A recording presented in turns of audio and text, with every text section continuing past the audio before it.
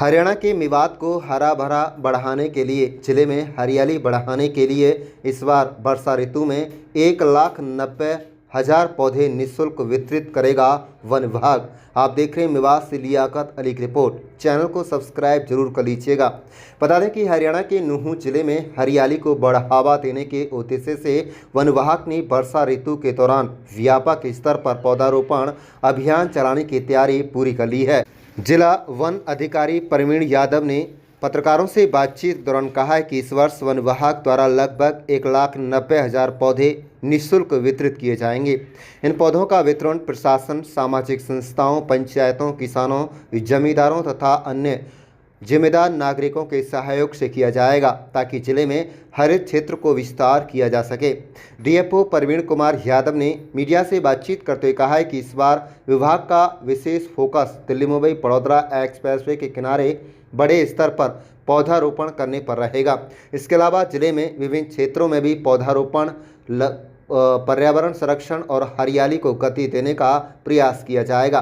उन्होंने कहा कि नूहू जिले में 3 वन रेंज और 5 नर्सरियां संचालित हैं। तावड़ू, फिरोजपुर झिरका और पुनाहाना स्थित नर्सरियों से किसान, सामाजिक संस्थाएं, पंचायतें तथा अन्य इच्छुक लोग निःशुल्क पौधे प्राप्त कर सकते हैं। इसके लिए केवल एक साधारण आवेदन देना होगा।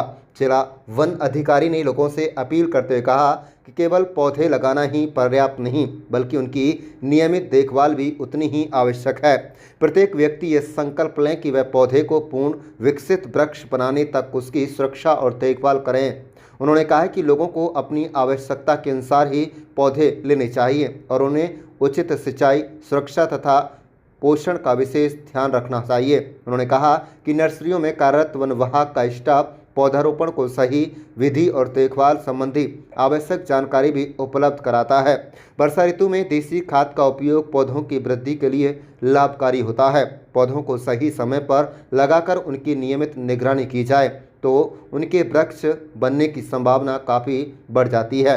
प्रवीण यादव ने कहा है कि वर्ष 2026 के दौरान वन विभाग ने 1,90,000 निःशुल्क पौधे के वितरण का लक्ष्य निर्धारित किया है, जबकि विभाग का स्वयं का पौधारोपण लक्ष्य लगभग 75,000 पौधे लगाने का है। इस अभियान के माध्यम से जिले में हरियाली बढ़ाने के साथ साथ पर्यावरण संरक्षण का भी नई दिशा में तेजी लाने का प्रयास किया जाएगा। जिले के जो लोग हैं पौधे लगाने के लिए किस तरह से अपने पौधे प्राप्त कर सकते हैं, कहाँ अपनी नर्सरी है और कितने पौधे, कौन कौन से पौधे मिल सकते हैं, किस तरह? जैसा कि आप सभी को पता है कि वर्षा ऋतु जो है वो प्रारंभ हो चुकी है और वर्षा ऋतु के प्रारंभ होने से ही जो क्षेत्र की हरियाली को बढ़ाने के लिए वन विभाग सदैव कार्यरत या प्रयास रहता है।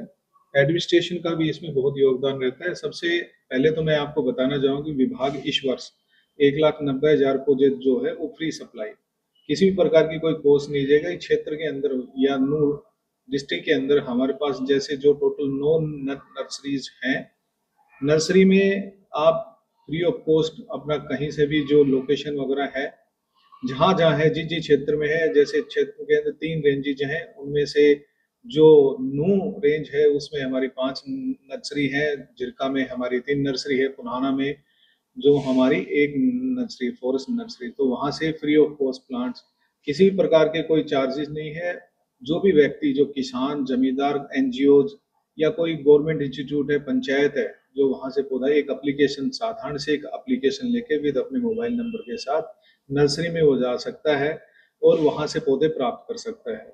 मेरा आपसे यह अनुरोध है कि इस वर्ष जो भी हम पौधे लगाएं, उन पौधों को केवल लगाने मात्र तक ही हम सीमित न रहें, उनकी देखभाल भी अच्छी तरह से करें, ताकि हमें सिर्फ पौधे को पेड़ बनाने तक जो हमारा है वो पूरा प्रयास करना है।